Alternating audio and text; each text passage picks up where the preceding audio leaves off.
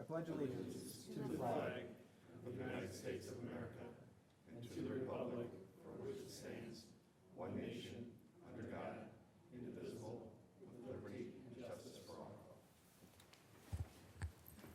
Call the roll, please. Trustee Guyer. Here. Trustee Spurling. Here. Trustee Lee. Here. Trustee Betzinger. Here.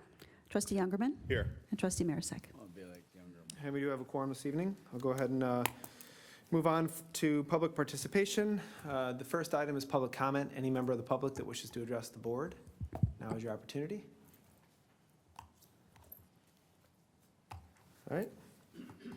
Hearing none, I'll move on. We have a presentation on the River Run proceeds. Go ahead, Thank you, Pete. Mayor.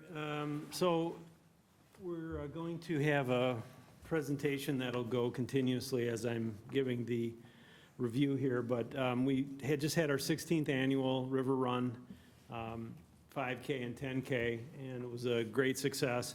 One of the reasons that our run is so successful is that we had 29 individual sponsors for the race, so we're able to raise some money for charity, which is our main goal with the race. Certainly, it's fun to get out and enjoy the day, and people enjoy the race. We have about 200 racers that come out each year. So, but I'd like to take just a minute as the sponsors are scrolling. I'd just like to read them so that folks can be aware of who sponsored the race. And then the last part of our presentation will be to actually present to the organizations the proceeds from the race. So we had a platinum sponsor, that was Caterpillar. So they're significant in helping out the community, $1,000 sponsor.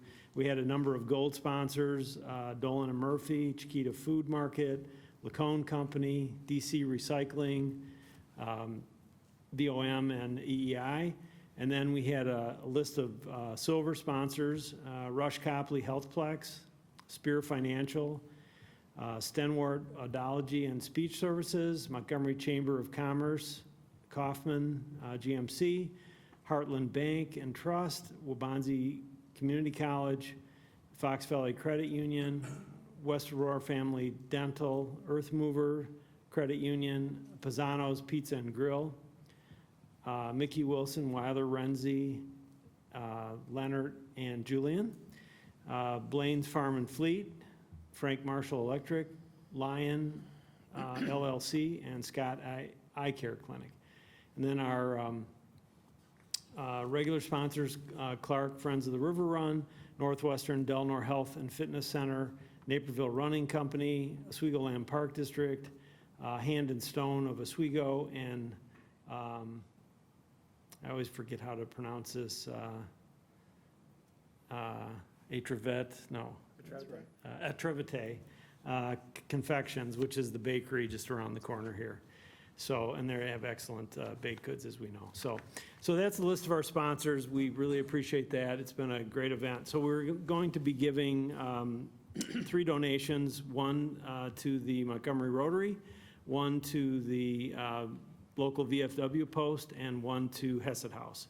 And I know that we have folks from the Rotary here and from the VFW. I'm not sure if the Hesed House folks are here, but I did talk to them. So if not, I think we'll just go with who we have here and go from there. So Mayor, if you join me, we'll present the trucks. And if folks come down on behalf of their organizations, that would be fantastic.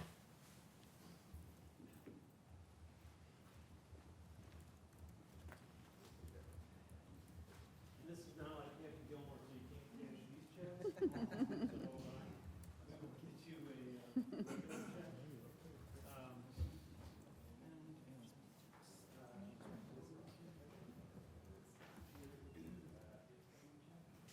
And then I'm going to hold up the Hesed House donation check.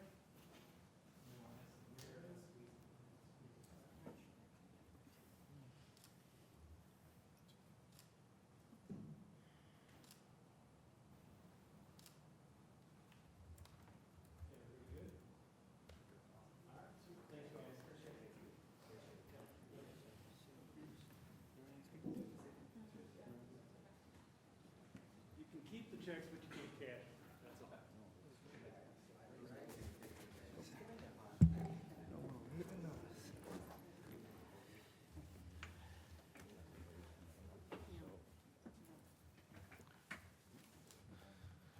Hey, we're not done with the presentation yet. Did they finish the whole thing? Oh. I do want to thank staff, Public Works, Police Department, Fire Department, EEI for all the hard work that goes into this event. It is an excellent showcase of our downtown, the beautiful river that we have. So I do appreciate all the hard work that goes into that every year. So thank you. All right. With that, we'll move on. There's tons of items on consent today. I'll read those and entertain a motion for approval. We have minutes of the village board meeting of November 25th, executive session minutes, November 25th, accounts payable through December 5th, the building report for November of 2019, accounts receivable report for November 2019, the water usage report for November of 2019, cancellation of the December 17th Committee of the Whole, cancellation of the December 23rd Village Board meeting, schedule of meetings for 2020, Ordinance 1869, adopting the tax levy for 2019. This is second reading. Ordinance 1870, abating, let's see here. This is abating our bond series 2011. Item L is Ordinance 1871, abatement of the bonds from 2013. Ordinance 1872, the abatement of the tax levy on the alternate refunding bonds for series 2014. Ordinance 1873, providing for the abatement of the 2019 levy for alternate bonds on Series 2017. And Ordinance 1874, amending the village code regarding cannabis. This is second reading. Is there a motion? So moved. Go ahead. Trustee Youngerman. Yes. Trustee Marisak. Yes. Trustee Guyer. Yes. Trustee Spurling. Yes. Trustee Lee. Yes. Betzinger. Yes. And that carries 6-0. Thank you. Under items for separate action this evening, we have TIF number 2 rebate. Let's take this one. Justin? Thank you, President Browley. In fiscal year 2020, the village has received a total of almost $1,048,595.26.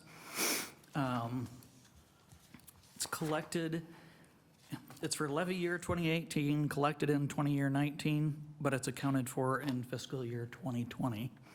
So, sorry if there's any confusion there. The rebate to the other districts for the current year, actually, I missed one spot.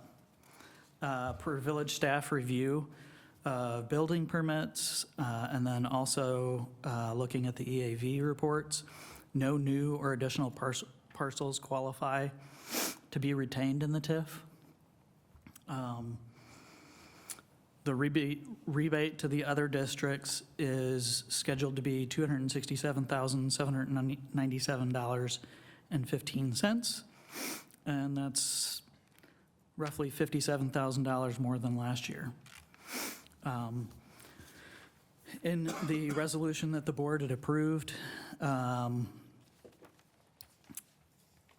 staff is supposed to report to the board whether the JRB agreed with us or not.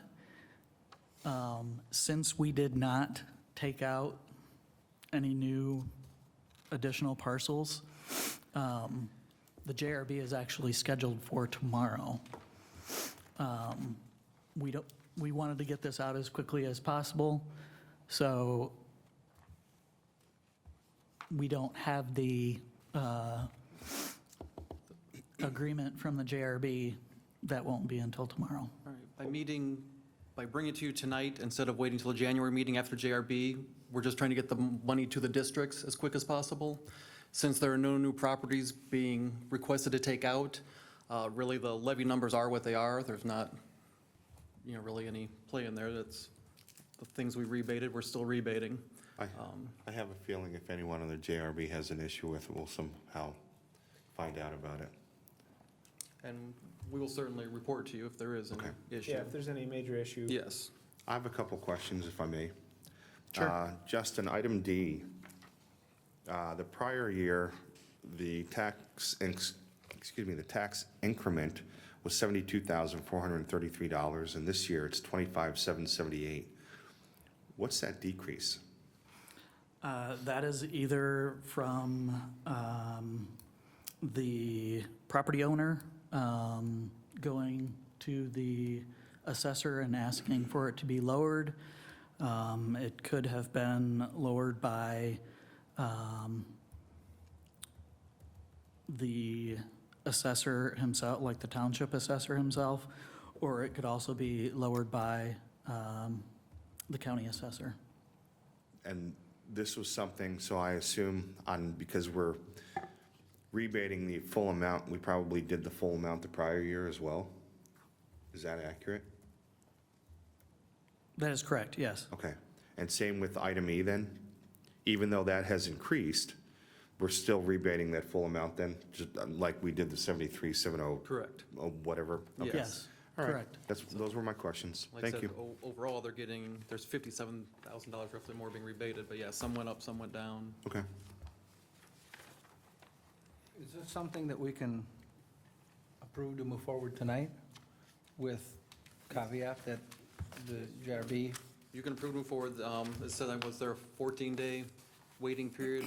There is the board has 14 days to object in writing or may direct staff by consensus to proceed with that refund prior to When you that say 14 board, days. are you talking village board or joint Village review board. board? Okay. So, I mean, you guys could go ahead and, vote on it tonight, and then we'll report back if there is any Questions from joint issues from the review? JRB. Yeah, and then we can certainly talk about it at our first meeting in January if we need to. Yeah, Then we would pull it back and wait. yep, then we would just wait. Like I said, we're just trying to get the money out as quick as we can. Any other questions for staff? on The rebates? All right, is there a motion? I move to approve. And can I also then say we want to waive that waiting period if there's no objections from the JRB as part of the motion? Okay. I'll second. Trustee Spurling. Yes. Trustee Lee. Yes. Trustee Metzger. Yes. Trustee Youngerman. Yes. Trustee Marisak. Yes. And Trustee Guyer. Yes. 6-0, thank you. Item B for separate action is a PSA with EEI for transportation study and Alcott Road concept design for $103,000. Director Wolf? Thank you, Mr. President. Before the board tonight is the professional service agreement with Engineering Enterprises to conduct the transportation and concept design for the improvements to the TIF 2 area in order to develop a plan for future development and growth for the Montgomery Business Center. Therefore, there are several key items to ensuring that staff is spending TIF funds in the most responsible manner possible. Therefore, this study will be focused to target the following. So, current and future traffic analysis of Alcott Road. 2, collecting data, developing a plan for future intersection improvements to the Alcott and Orchard intersection and Nell Road and Orchard intersection. 3 would be compile cost estimates for TIF 2 transportation improvements, followed by determining the extent of right-of-way that will be needed to accommodate future road improvements, mostly related to the Alcott Road corridor. Developing a phased plan for improvements in the TIF 2 area. And last would be to obtain direction from the board as a result of the information from this study on a plan to implement all of the improvements necessary for the TIF 2 area. Also note that the $103,000 is being proposed by Engineering Enterprises for the scope of this work, and that funding was available as part of the budget this year and is $2,000 under the budgeted amount. If there's any questions, I'm happy to answer those at this time. Thank you, sir. Questions? Yeah, I've got a question. So I'm sitting here wondering if the study is the best use of TIF funds. We're going to try and look into the future, and we really don't know what's going to develop out there in that park. Typically, I've noticed, we wait for someone to come to us with something that they want to build, and then we do a traffic study based on what they're going to build. I mean, there's rail out there. We could have someone come in and say, we're going to rail everything in and rail everything out. And there's not going to be any additional truck traffic or large amounts of traffic. I just don't know that I feel like this is a good use of TIF money. So the one comment that I would have, and maybe Mark or Pete have comments on this, is, I've been part of a lot of traffic studies at work where we come in and we'll analyze our intersection or our one connection point. Instead of, in this situation, in the entire TIF area, instead of kind of doing a piecemeal hodgepodge look at the overall TIF area, we are going to build a holistic model for the whole area, and we're planning for the future that way. So that way, anybody that comes in, correct me if I'm wrong, we can plug in information that they might have into that system, so they're not spending their own $25,000. Would that be? So last year, when we started looking at potential TIF projects, we identified 2 projects that we wanted to narrow a little bit. One of them was the Nell Orchard Road intersection. This would be at the United Facilities area for a possible signal. And the other was what improvements to Ockett Road would be a benefit to the TIF.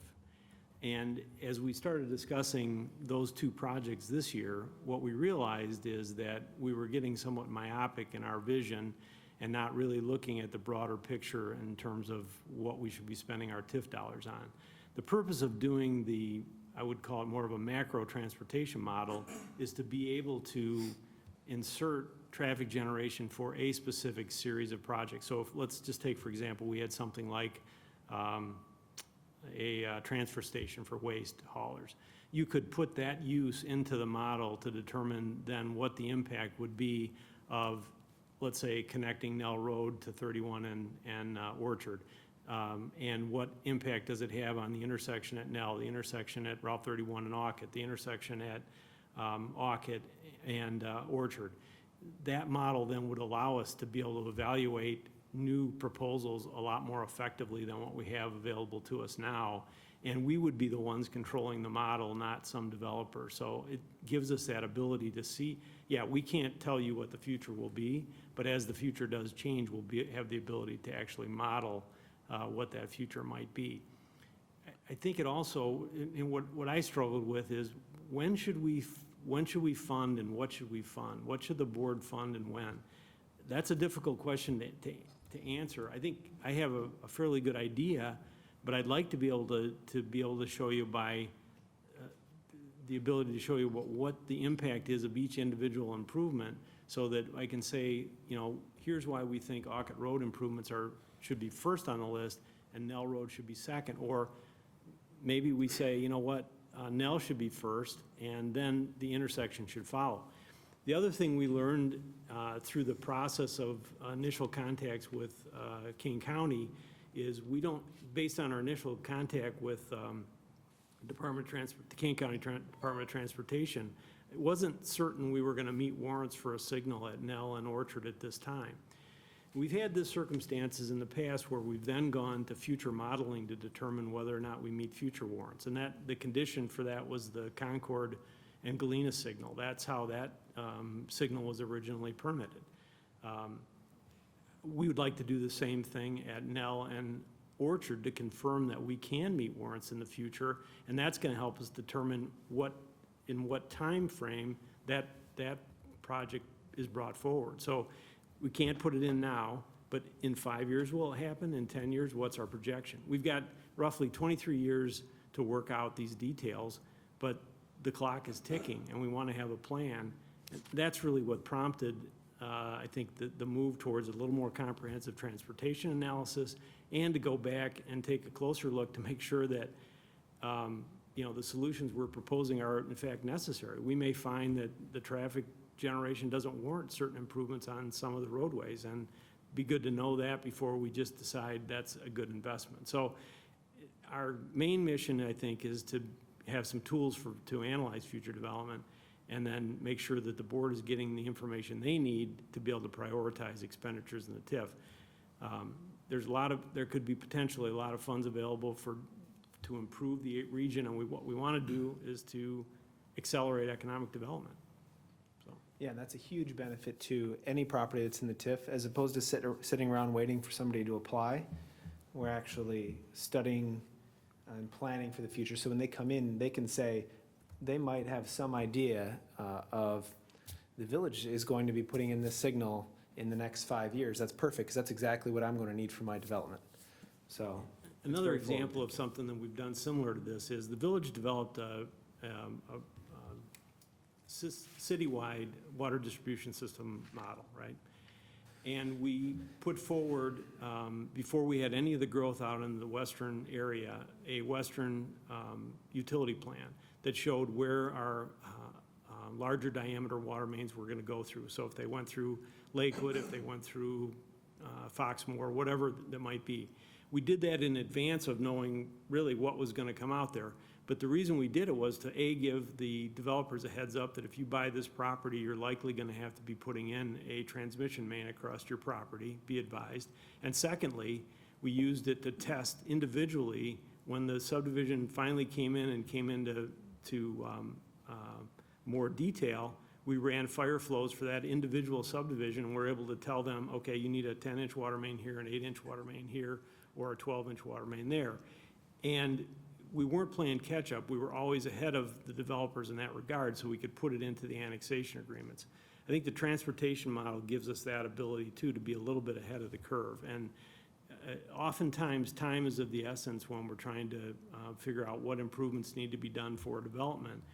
And if we have to take the time then to develop the model, it often puts us behind in that process. Yeah, did we already do something like this in the transportation plan? I know we have the transportation plan. I thought that was the Nell Road extension and Aka Road was all part of that. So this is an addition to that transportation plan? Well, the transportation plan lays out where we want roadways, not why and, or not when and how, and what, to what extent the cross-section should be. Those things haven't been done. And additional, where it gets specific is it tells you what you might expect for daily traffic. And we generally would start out with an existing condition model so that we would know where we are at today. And what you're looking for is to see when you start exceeding capacity on the roadway or at the intersection and where your level of service starts to drop off. So if we do this study then, and a developer comes in, they're not gonna have to do another traffic study then? We're just gonna go with this study and not require them to What we would do, yes, we would use our own study to analyze the impact. So we'd put their specific traffic impact. So they would have to tell us, like, let's say it was Old Dominion.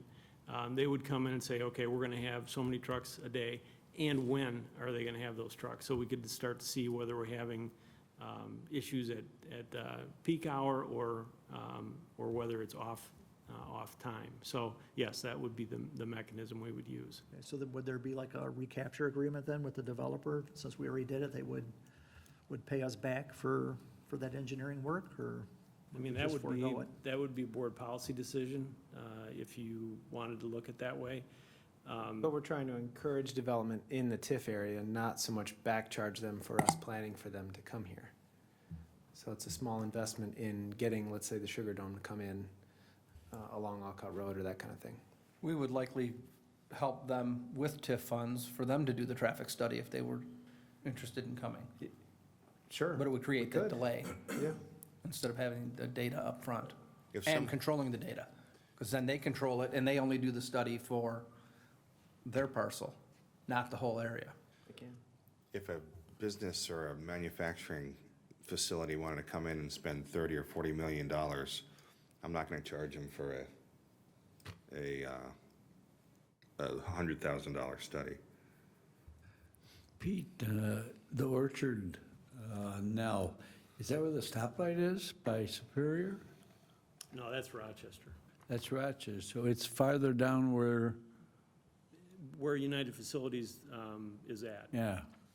And I don't know if you recall, but what moved it, we're looking at these projects in years, generally years in advance when we get into the budgeting standpoint. And I don't know if you remember that there was a time when the trucks coming out of that intersection were blocking traffic in order to create space to get trucks in and out of Nell Road.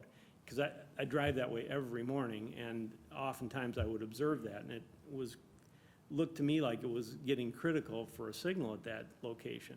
Now, economies change, things happen, and the activity at at the United Facilities warehouses isn't as robust as it was several years ago. So I think that's why the warrants probably wouldn't be met at this time. But I would hope that that is restored, and if we connect Nell and bring other traffic to that intersection, we will need that signal. And I'd like to be able to make the case to the county that that's what we expect. And budget the TIF monies accordingly so that we could construct it. Is the other side directly across wetlands? Generally floodplain and wetland, yes.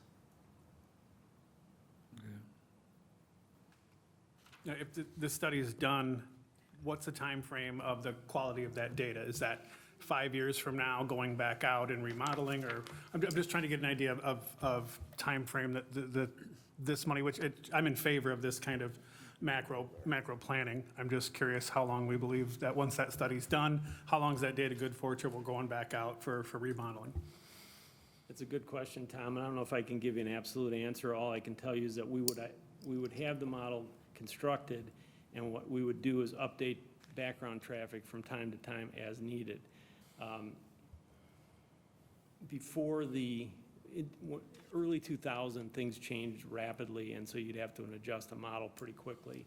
We're not seeing background traffic increase that rapidly anymore, and we generally put in some sort of an escalator on background traffic to get us through, a 5-year period. But I would say 5 years would be a reasonable expectation, and if we saw something that didn't look right, we would certainly restudy it. We're gonna do traffic counts at Route 31 and Auket and Orchard and Auket and Nell and Auket so that we can get a current baseline for what's going on. So Let's assume you had to go out and redo that data in 5 years. That's a small fraction of the 100. it is. Yeah, but It's that's what- measured in I guess that's what I'm thousands. looking at, is the life of the value of that data seems to be a value with the project scope right now. I just want to make sure that we're appropriately using the TIF funds. I mean, it's not like a blank check, and it's No. not an unlimited amount. I think that's an awesome point to make too, is that when we have developers come in that want to build something and they want us to use TIF funds to extend a road a certain way, we have some data to say, you know what, that's actually not in the best interest of the whole area. That benefits you, Joe developer, but that's not what this area needs right now. And so that will make our jobs easier as projects progress in the TIF. So we're not saying yes to the first guy that comes up. So we've not done a study on extending Nell Road all the way through. We're not sure if that's feasible or not, or warranted. We believe it's feasible and warranted. What I'm trying to do is determine when should it be the priority? And what difference will it make in terms of timing for a signal at Nell and Orchard? I mean, those are the questions that we hope to give a little bit. One of the things we're proposing is to come up with a phasing plan to try to figure out in what sequence we should do projects. Right now, there's not enough increment to do all of the projects that are envisioned. So we're gonna have to prioritize the increment at this time. That's, I think, part of the reason that the study's important, is that we can at least make sure that we're doing the most important projects first, and then we have a list of other projects, but if we can't get increment to do them, we can't get increment. So, and the main goal is to encourage economic development in the TIF. So this is gonna be an overall study then. So when you get done, it's gonna be all-inclusive of what we wanna do in the TIF area with the All the TIF funds, so we can prioritize it? All the transportation projects. We'll have other information that we'll use to give you costs for other elements that, the flood control and other things that you may also want to consider. And then at that point, you all will have to determine where we're going to, utilize our funding. And we're gonna get all that information at the same time then? I think that timing will work out pretty well, given what we believe is in motion right now. Yeah, because I guess that's really where I'm coming from. I would like to, like you said, take an overall approach, know what we want to do, prioritize it, know what funds we have. I mean, I'm presuming we could issue bonds on the TIF if we wanted to, if there's a project that we wanted to do right away, could have that discussion also. We could.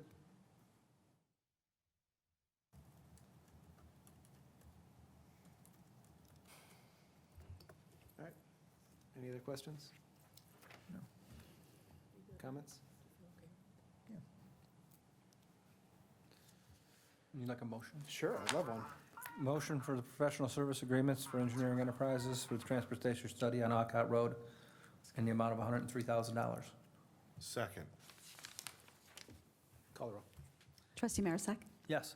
Trustee Guyer. Yes. Trustee Spurling. Yes. Trustee Lee. Yes. Trustee Betzinger. Yes. And Trustee Youngerman. Yes.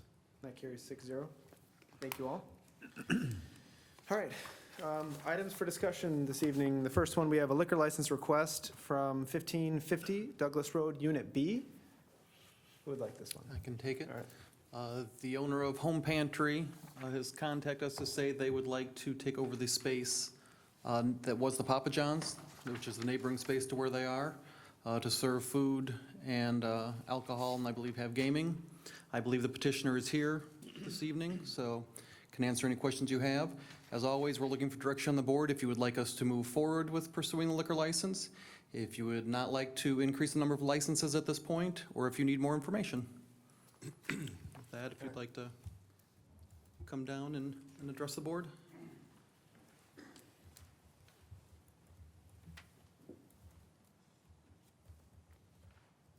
Good evening, Mr. Brawley, Village President, and good evening to all of the city or village members. My name is Naeem Khattoum, owner, manager of Home Pantry and Liquor, located at 1550 Douglas Road. Recently, the place next to me where Papa John's used to be became available. So I had a deal with the landlord to buy the equipment or the fixture, which is I did already, but all the deal contingent on getting all the license requires to operate the business. Here's my plan. A fast food business with a gaming machine at one side, whereas Papa John's used to be, and to keep my liquor store, which is Unit A, as a packaged liquor to go, packaged goods to go, off premises. So I called the Illinois Gaming System. Matter of fact, they're both of them here, managers with me. They came along. And I showed them the location. They like it. And they said it's suitable for this purpose. But the requirements, of course, you know, we all surrounded by rules and requirements. We know that. They said we have to have on premises a beer and wine license at least for this nature of business. And the other thing, we have to have 2 bathrooms open to the public for that reason too. Okay, I sent this morning, I sent a diagram to Debbie. I don't know if you guys have it available. Yes, everybody had it at their place tonight. They all have a Okay, copy of it. perfect. So if you walk in, if you look, my place, the liquor store, it's facing north on Douglas, north. So if you look at it, the main entrance, it has in and out, double doors, in and out. So if you walk in to the store, to the liquor store, within less than 10 feet, you hit a glass door about 25 feet or longer. It's right there and by there. And it's a dead area to the right, where it will be a perfect spot for the video gaming machine. That's after, you know, Jennifer and her partner said. So my request for tonight, to do a combination of business. You know, at one side, which is Unit A, where I am at this, you know, at the current time, and in Unit B, to have the fast food business and the video gaming, but I would like to serve the beer and wine from the restaurant side. That's why I'm here basically tonight, to see if I can get approval for this matter. And if you have any question, you know, I have both Jennifer, and I'm sorry, what's your first name? Clint, you know, here to answer any questions. They are the expert, and they can answer any questions. I have a couple questions, if I might. I'm familiar with the Papa John's location. I know it's kind of wedge-shaped. I see it here. I know where the Papa John's pizza counter is. Correct. Is the restaurant portion going, that counter is going to be removed, the restaurant portion is going to extend past that? Or is the restaurant portion only from where that Papa John's pizza counter is, out into that wedge-shaped area? Okay, we're gonna push the counter toward the kitchen area Okay, and open the glass doors to the other side. So in this way, we have room. But maybe 3-4 feet, push it back toward the north side, or the south side, I'm sorry. what kind of fast food? Just curious.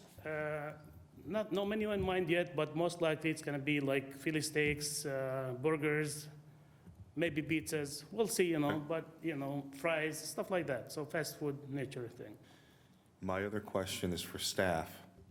Have we had any issues with the liquor store as far as any sort of violations or disturbances or anything? Not off the top of my head, I couldn't tell you the information, but I don't believe so. It's not a systemic problem in that area. Okay. I can answer that, to best of my knowledge, none. And I've been in this town about 10 years, maybe doing business. Okay. 5 years in this location and 5 years at where White Hen Bencher used to be. I have a question as well, if you're done. Sure. So you're showing here the video gaming is actually in the liquor store side. Yes, it's gonna be, and where's the glass? Yeah, yes, you can say that, yes. Because of the room. See, the liquor store, it's about, 5,000 square feet. And the restaurant's about 1,750. That's, from inside, from wall to wall. And that space is not enough for a kitchen and a dine-in and video gaming. So this is going to become like a combined space then? Exactly, a combined business with, same corporation, but I would like to have, when I talked to Debbie, she said, even if they approve it, it has to be 2 liquor licenses, one for the liquor store, off premises, and one for the restaurant. And I'm not a state gaming official or anything, but it seems to me, Thank you for the transparency. yes, but I play one on TV. It seems to me that the state's requirement of you to have on-site liquor sales for consumption would require those gaming machines to be in that space, especially since it's going to be 2 separate liquor licenses. Okay. Because you're going to have one here, and you're going to put the machines over here, and then you're going to go over here and serve beer, I and think it's the really state- not in the same space. I think the state, they don't care about this, as long as, even if we have to, we can, rope it up, like put a rope to divide it. Go ahead. Want to come up to the, thank you. You know what? This was just my way of coaxing you up. Yeah, so I think the idea would be is to combine the spaces under A and B. So right now, it's just 1550A and 1550B. They would then share the same physical address. It would operate under one corporation. Clearly, an on-premise liquor license would need to be had. That serving counter would be in the current Papa John's space, but by basically bringing those spaces back from a split A and B to one, it would allow for the gaming to also operate in the liquor, on the liquor store side. Oversight would continue from both the serving counter where the Papa John's is, as well as from his payment counter currently in the liquor store. We also think that this might need to be done due to the fact that restrooms currently exist inside the liquor store side portion. Inside the restaurant space currently, there is one restroom, which was a Papa John's. It's in the back behind the kitchen area and would not be accessible to patrons on site. Anybody that was at the restaurant would have to go to the liquor store. Correct. To use the restrooms, yes. Okay. So they would have the same hours, the liquor store and the restaurant. If anything, the liquor store would probably have extended hours Yes, beyond the yes. restaurant. The restaurant would be able to close prior to. But the games are going to be games are- in the liquor store.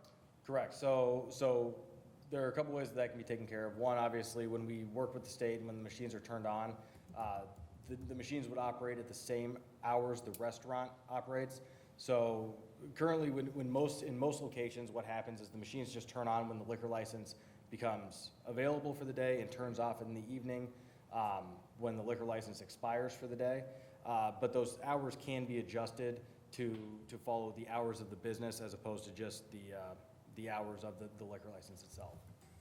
So, one other question, if I may.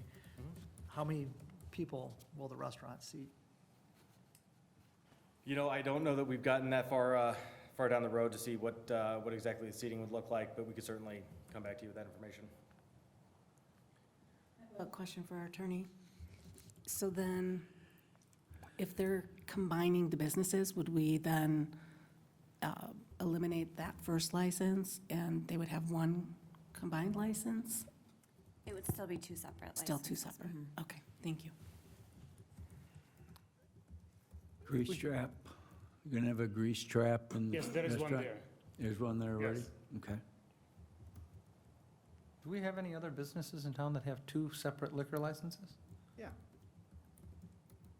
I'm not going to tell you who. Okay. I don't know who directly, but I know that we have some that have, like, even across the street, they used to have two. Okay. Yeah, Rocky has two. Alice's place was run But Rocky's sort of is two similar to different this. businesses. They were required to put up that wall and close off the doorway for that.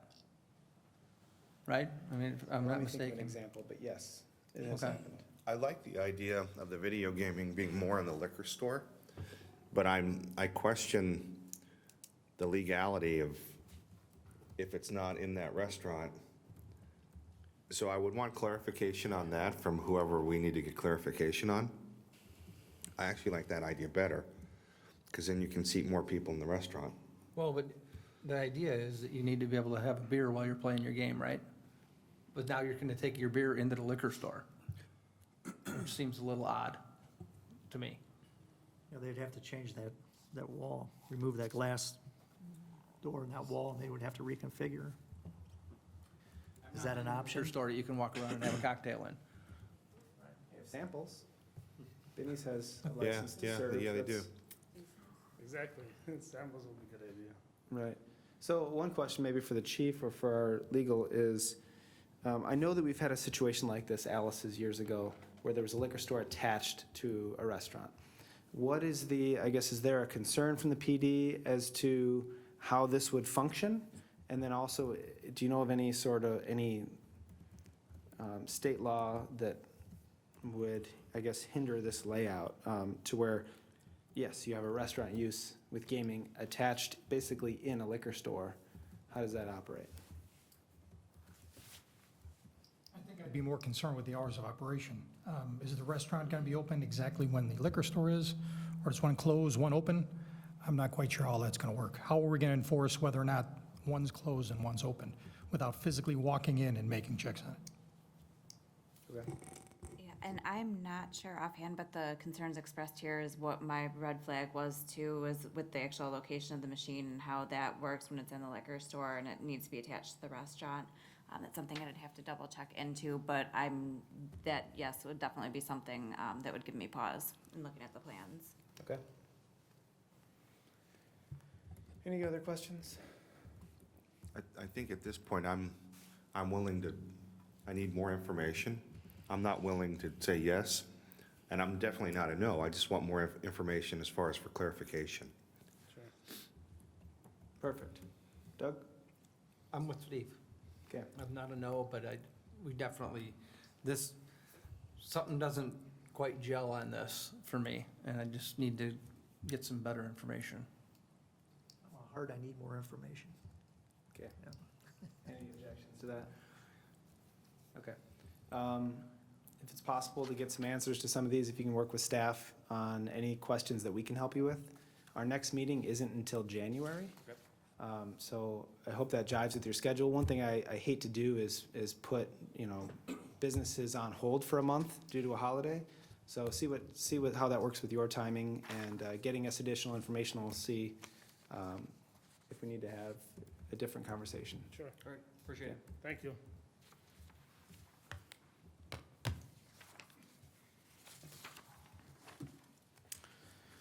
All right, move on to item B this evening is bike share program discussion. Jared?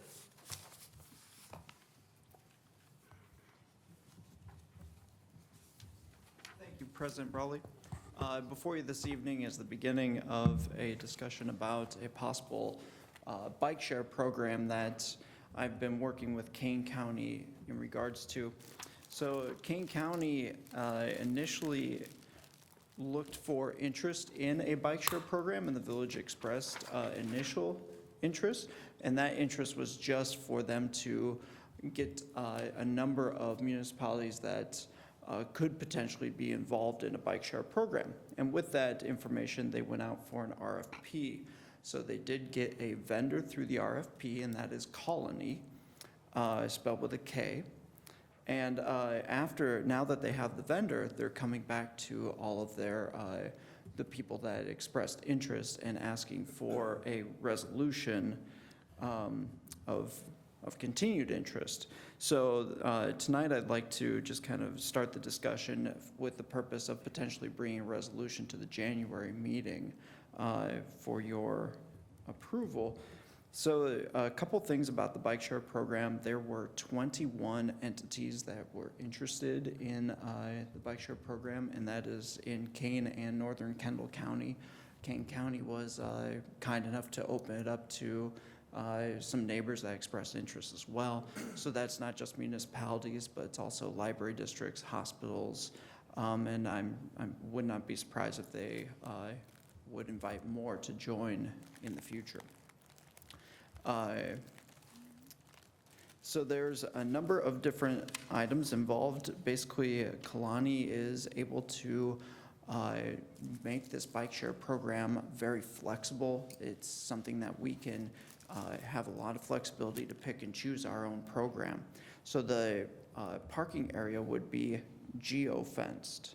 So when you checked out a bike or returned a bike, it would be in a specific area, not necessarily a bike rack like you see downtown Chicago at more of a divvy station.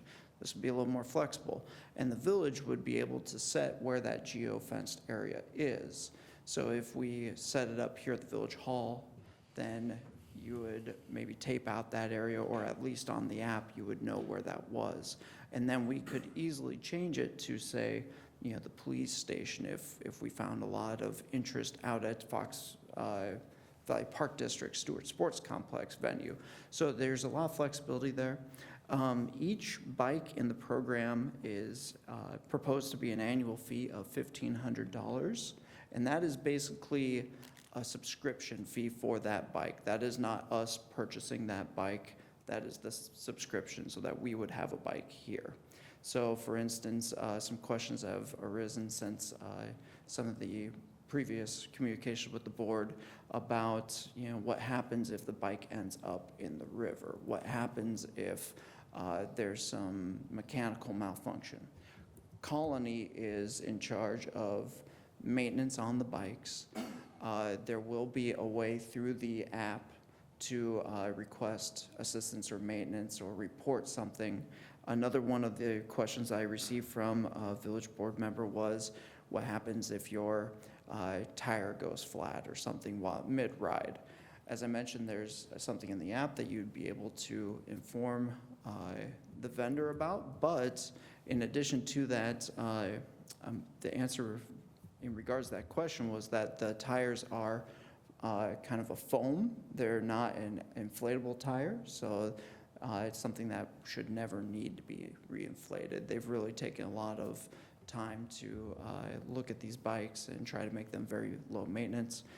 They are a 3-speed bike, and there are different branding options, so we could go out for sponsorship to attempt to recuperate some of the annual subscription that is involved with the bike share program.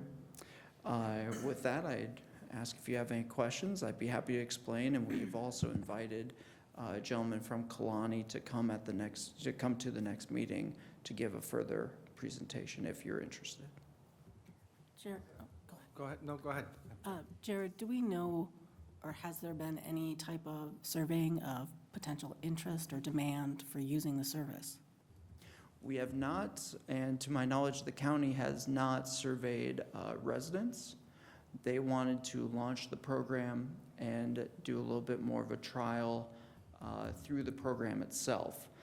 Another one of the very nice items in this program is it is truly very flexible. So staff is proposing starting at a 4-bike level. If we see a lot of interest, we can add more bikes very quickly, or if we see very little interest, we could even decrease our number. And a couple of years ago, we looked at the program that the city of Aurora has. They've had a couple different locations downtown. The difference there was it was a pretty significant upfront investment, and it just didn't seem viable here. This seems like maybe a way where you could put your toe in the water a little bit, see if there's interest in the community, and it kind of also depends, and that was the other thing too. If there's only 4 spots, that really limits your users. But if Kane County, and hopefully when he comes in January, you can kind of show us the communities or the entities that might be interested in this, so we can look to see, all right, if we're here downtown in Village Hall, where can you take this bike? And would anybody actually want to, ride their bike from here to South Elgin? Probably not totally likely, but if you want to go from here to downtown or from here anywhere else. So I think it's a good way for us to put our toe in that market, and then someday have the pedal assist bikes that can take you right to the train station, so. That's right, there are options. Colony provides options for the assist bikes and for bikes with a much bigger basket in the front as well. Of course, those are stair-stepped up in price also, so we're proposing the pretty standard bike. City of Aurora, you're correct, was a leader in this. This program largely stemmed from their efforts. So the City of Aurora is looking to, they've actually been on a month-to-month basis with their current provider, with the knowledge that they want to go in this Kane County program. So we should be working with the City of Aurora in the future. Being on the south end of Kane County, I also really appreciate that they extended that and included Kendall County in that, so that, let's say if Oswego or Yorkville wanted to get into a program like this, there's more of a benefit to our residents here. So I appreciate that. Yes. The cost is to rent one of these bikes? Yes, so I reached out to the provider today, and it is $5 for the first hour, or is it $4 for the first hour, and $4 for the first hour and $5 for every hour after that. Otherwise, there is an annual subscription. They haven't ironed out the exact price of the annual subscription just yet. And when you talked about, and forgive me, because you used some techie type word. Oh, but apologize. In lieu of a bike rack, you called it something, a geo? Yeah, so they would geofence an area, and so it's basically on your phone. If you were to go to their app and look up, it'd be on a map, and it would show you, okay, if I park the bike in this area, then it says, oh, bike returned. And So it's not an actual physical bike rack, it doesn't have to be. It So could be as a one part, within that But it can be. geo area. In some Okay. places, I've used bike share or scooter programs just this year in San Antonio, Indianapolis, and Baltimore. The scooters are kind of everywhere. The bikes seem to be a little more taken care of. It's a pretty slick app. I've used probably 4 different So I'm guessing it type of locks it then? companies. Right. So, Okay, so so you, it's- you have to have the app. You click the button, you scan the bike, boom, charges you $5, but now it's yours for the hour. And then you got to drop it back off, click the app, you're done. It's really pretty slick. If it does end up in the river, your credit card gets charged for the cost of the bike type of thing? Yeah, if you drop it in the river, yep. But, you know, Now, what if I wanted to take one from Montgomery and I wanted to ride my bike up to Aurora? yeah, you just drop it there in one of their Just drop it off there? spots. Right. So at points, if people wanted to come back and forth or whatever, we could have more than 4 bikes here at one time then. that is correct. Potentially have. Yeah. So I am proposing as a part of the agenda item that we do spend a little extra on branding for Village Montgomery. But those bikes, as I mentioned, let's say you ride it to Aurora or Geneva, and you leave it up there. You catch a train to downtown or something of that nature. I'm assuming that's so Aurora can call us and say, hey, Village of Montgomery, you got one of your bikes in the river, can you come pick it up type of thing? No, it's actually so that the company will rebalance the bikes. So I forget exactly at what time frame. I think it's 2 days, but they have to bring the bikes back. Okay. So you will end up with the Village Montgomery bikes back in Montgomery, but they don't have to stay there. And the company also is in charge of removing them and storing them during the winter. So as you might imagine, it wouldn't be very advantageous to ride on the trails in January. So they actually take the bikes in for the winter and bring them back out. In order, 1,500 and say $5 an hour, is you got to get 300 hours out of each bike to offset that cost. I would not expect these to be a revenue driver or No, even even. they're right. They're not going to be. It's something that I think if we get into this, the village would have to know very much that it's going to be a small subsidy. My But- guess is we don't get the $5, do we? We get the vast majority of it. Oh, really? Okay. Yeah, there's a service fee. It's a small percentage, but yes. Okay. That's enough. I was a yes before I found out that there was any revenue coming back, because I just think it's a really great idea. This, I'm guessing, helps us with our Greenest Regions initiative as well. Absolutely. And our new electric station out in And front. also You know, bringing folks to the downtown. it's just Right. If good. I don't have a bike rack on my car, and I'm certainly not putting it on Rosa's car, to drive our bikes down here to go for a ride around the river. You can go here, rent a bike, ride it around, and go home.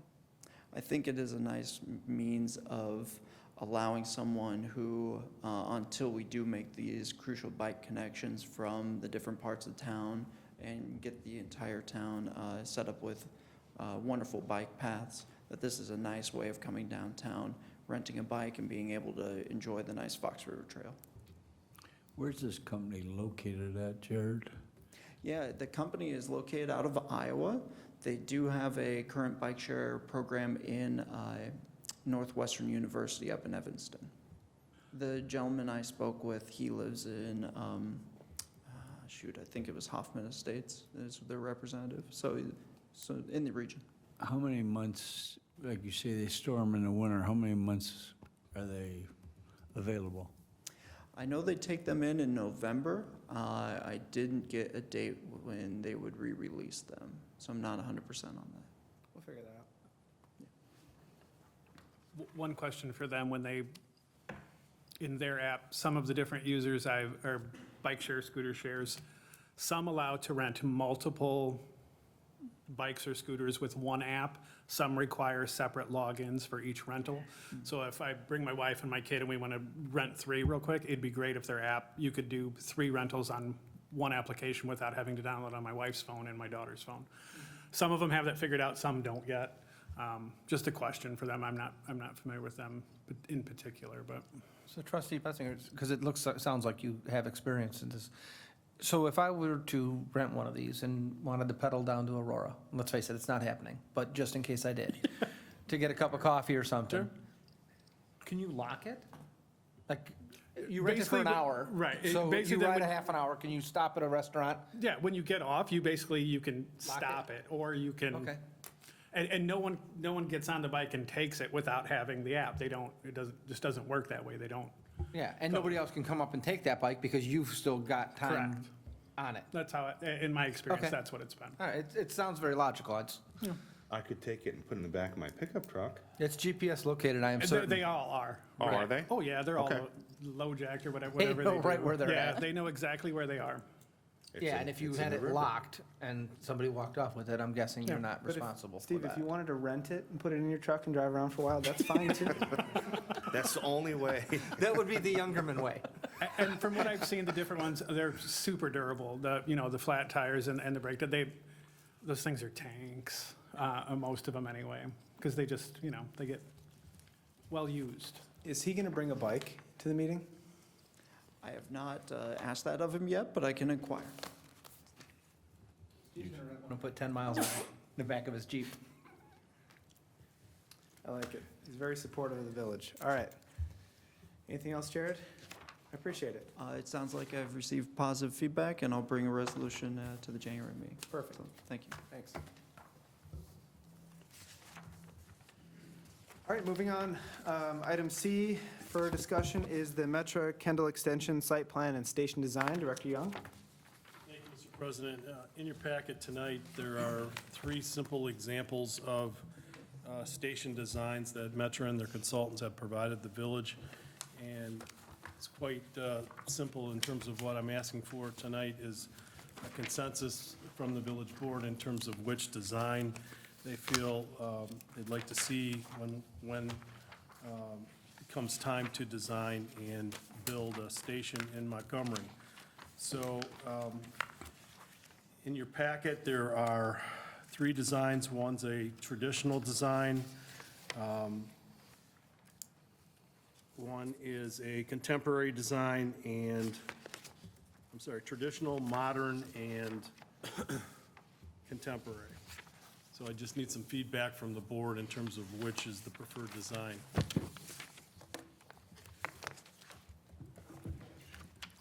Traditional. Traditional. Traditional. Modern. All modern. It would be a medium-sized station.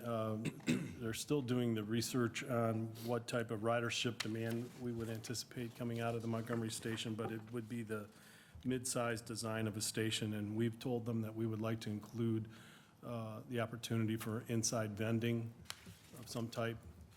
And They're looking for this information for the report they're preparing. It should be done next summer.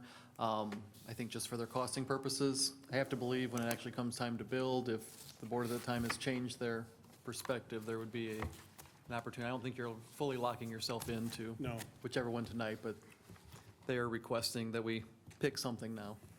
I like the modern look. okay, we've got 2 modern and 3 traditional. 8 traditional. So I kind of, 15 traditional. So we have a consensus. Traditional. Traditional? Tell them we want I like the traditional one, but I do like the one that, where you have the green roof too.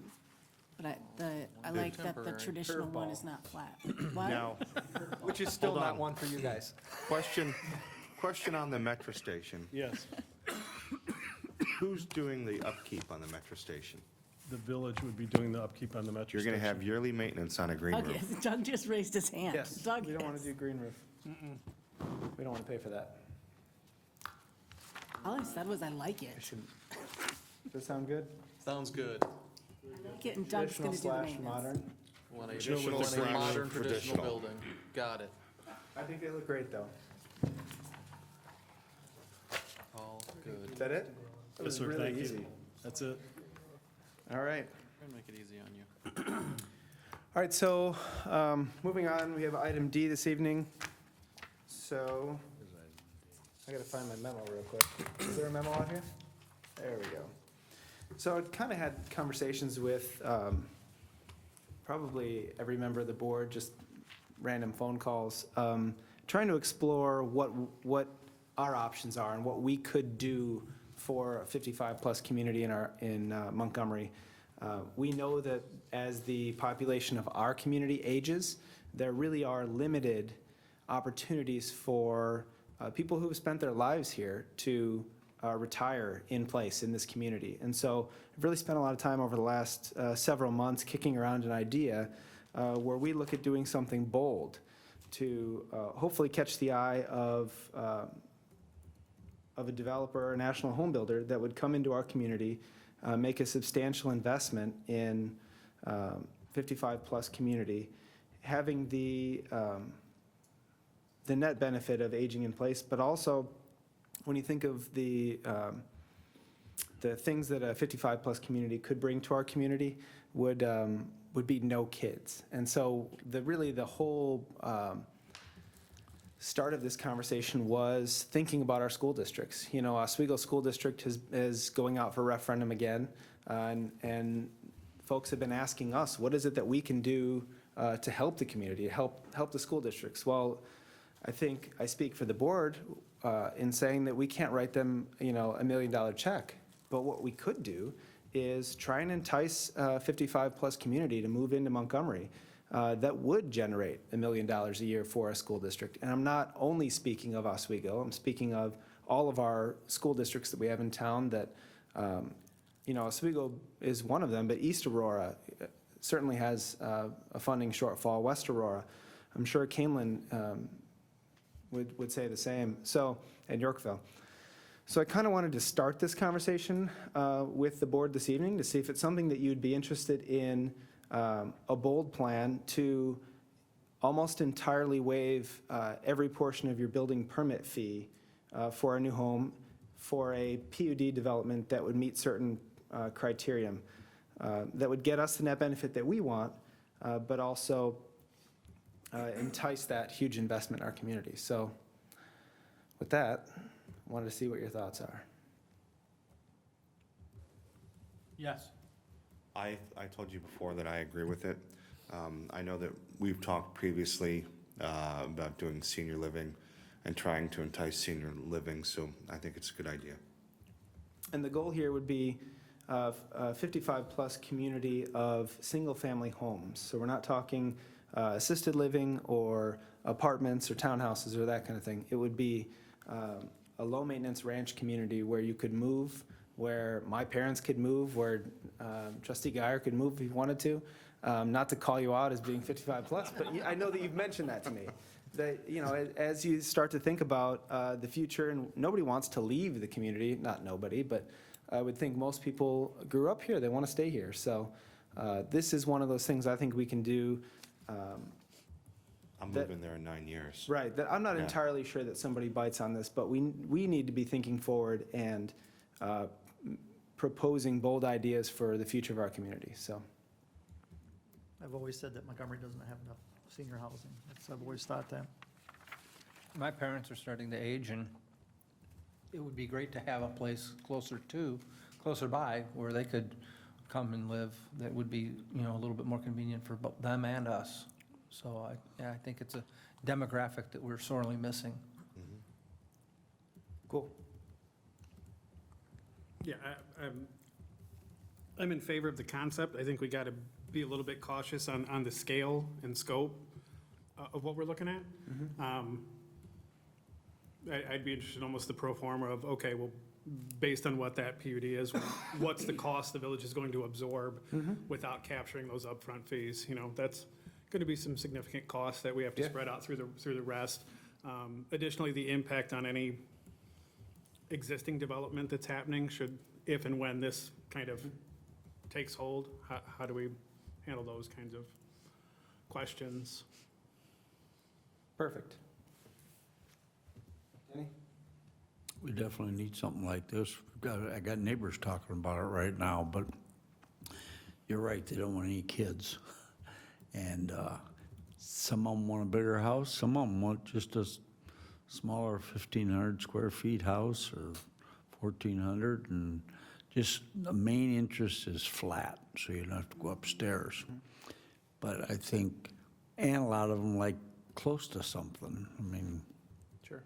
shopping, food, whatever, but I think they'd still go for it if it's, but I've seen some of these falter when all of a sudden it goes to 3 bedrooms, and all of a sudden grandkids come in, and then you're talking entirely different mess. Sort of. I mean, It that's, can happen, right? There's nothing we can do or anybody can do to stop that. It largely doesn't happen in those, you can have the one-offs, but in a subdivision like that, certainly. I mean, most of them are talking 1 or 2 bedroom period, and you start enlarging it, you're just put a sign out, hey, grandparents, bring your grandkids, and then the problems start. So it's just a case where, I don't know if I think we put all our housing with 3 cars. Maybe we narrow it down to your garage and 1 other car, and I don't know. My parents live in a 55-plus community, and you can't have kids. You can't. I couldn't go and stay there. I might be able to. My kids can't. They can go and spend the night, they can go there for a couple weeks in the summertime, but there's a time frame and a limit, and it's enforced by the association, not the village. It's their covenants that limit it and stop it, because they want it to be a kid-free environment. Kids are welcome to come and visit, as long as you take them home. So what I'd like to do is, we don't normally do this, is probably have a committee meeting to discuss, a committee of the whole meeting, just to have a discussion on this, to set parameters of what we might be interested in doing at some point in January or February. If that meets with your approval, we can have a good conversation. Did I miss anything? I just wanted to point out that as I understood your proposal, the fees that could be potentially rebated for this type of development would be just village-related fees. It Yes. would not involve other fees that go to other jurisdictions. True. So- But for age restricted, the school fees, we would be waiving the school impact fee. And that's something that obviously the village board could set up in that fashion. But would the school need to approve that? It's, well, we would approve that, but yeah, we would have to talk with them. But for Okay. age-restricted community, I met with the Oswego, with some Oswego folks that get it. But it's a conversation we should have. The other thing that I think that should be incorporated, I know many of the products that are out there by national home builders are not just single-family detached units. You could potentially, I'm not suggesting that you would look at a condo building or an assisted living type building, but there are many products from a maintenance-free standpoint that are, say, a fourplex or a duplex type product that has the look of a single-family home, but it is attached. So technically, I wouldn't want to eliminate that product line because most seniors are looking for a no or low-maintenance situation. So- Yeah, certainly. I would agree with that. I've had several conversations with Rich about wanting to have this type of housing come into town. And I did mention one that was, and I can't even remember what, I was trying to figure out where it was. I was describing it, and they were duplexes, and they looked really nice. But they were just, I want to say maybe Plainfield, but I couldn't tell you which road they were on. But they're fairly new. I have no problem with that, but what I want to do is I want to learn from the duplexes that we already have and the plowing issues and Yeah. all of the issues that we're dealing with on the west side with the duplexes. I don't want to have the same issues with the new ones. It's a design element that has to be built into the maintenance-free situation. So A you lot have of to have the your proper HOAs. size, garages, driveways, setbacks. Your HOAs too, that's one thing all the old people worry about. My aunt's in one where they just keep raising it, and they had to put a new roof on, and it just keeps going up. And they're worried about that thing being not capped, but reasonable. And I'd like to see Rich find out some of these, how these HOA works with some of these sections. Number one, like Huntley, who's the guy that put those out there? Which one? Del Webb. Del Webb has so many out there that the school district could not get a referendum passed for anything. So their sports got in trouble, their schools got in trouble, and everybody goes, well, there's no kids here. Well, yeah, but there's so many older people, they voted everything down. As soon as money came, they voted it down. Now, you put that in a smaller school system like, say, Canelan, and you'd have such a big voting block that it could kill the school district. They definitely wouldn't want it. Not that it's less kids, but it's less kids, but with higher to pass anything. And Huntley got killed on that for years. They just, Well, I guess the good thing, the silver lining there is that we wouldn't be able to fit a Too many. community of that size here. We'd be talking about a tenth of that at the most, probably a lot less. But yes. So we kind of have something like that in Montgomery now. We have Lakeside, which is single-family, and on the other side is Lexington. Those are, what, townhouses or 4 to a unit? And Yeah. we plow Lakeside, right, the single-family, and then a HOA plows That's correct. Lexington. That's So correct. No. No, the village plows Lexington, and then our HOA plows our two courts. Okay. I'm sorry, I thought that's what you said. Yes, the courts are private. Yeah. The Lexington Drive is a public roadway that we plow, maintain. Because of the area that we have left to develop, in most cases, except for some larger farms that would be out west, we're talking about infill-type properties. So we could never get to the mass of a of a Del Webb type community unless we significantly changed our boundary agreements out west with Sugar Grove or Yorkville and incorporated some large farms. I don't think you'd see the pressure to do the Del Webb type community. All right, any other thoughts? Thank you. Appreciate it. All right, is there anything new or unfinished? I actually have something tonight. All righty.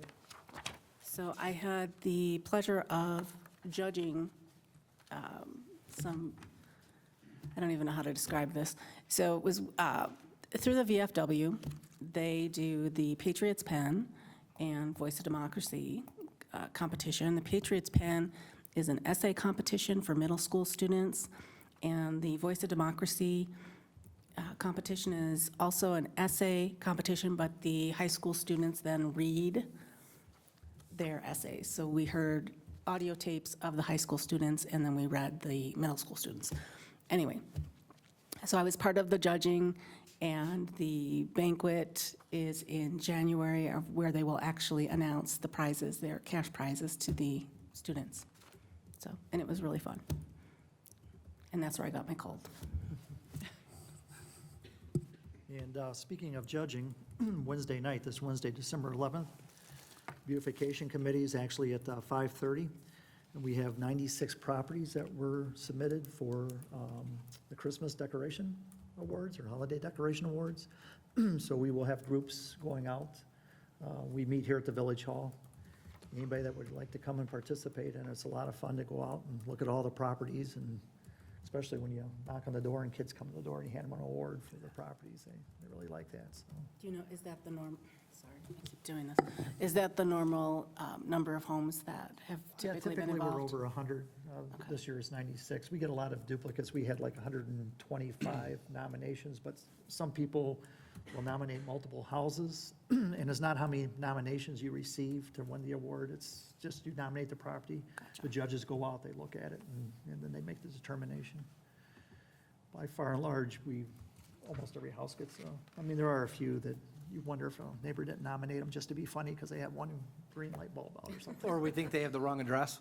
Yeah, Like, they gave or they us the submitted wrong street address, because yeah. the house has like a red light over the front porch. Yeah. Awesome. Anything else? Big game Sunday. How about Saturday? When the Bears play that's a week from now, that's right. Yeah. All right. Future meetings, you can see that we have none on there. Our next meeting will be January 13th, 2020 in this room. So I don't expect to see any of you until then. So have a good Christmas and New Year's with your family, and certainly look forward to an active 2020. With that, I'm going to entertain a motion to adjourn into executive session. We do have one item that we need to discuss today, which is land acquisition. Didn't want to say it the wrong one. So is there a motion? moved. So moved. Second. Go ahead. Trustee Youngerman. Yes. Trustee Marisak. Yes. Trustee Guyer. Yes. Trustee Spurling. Yes. Trustee Lee. And Trustee Betzinger. And we're adjourned. Thank you. Doug, are you doing that?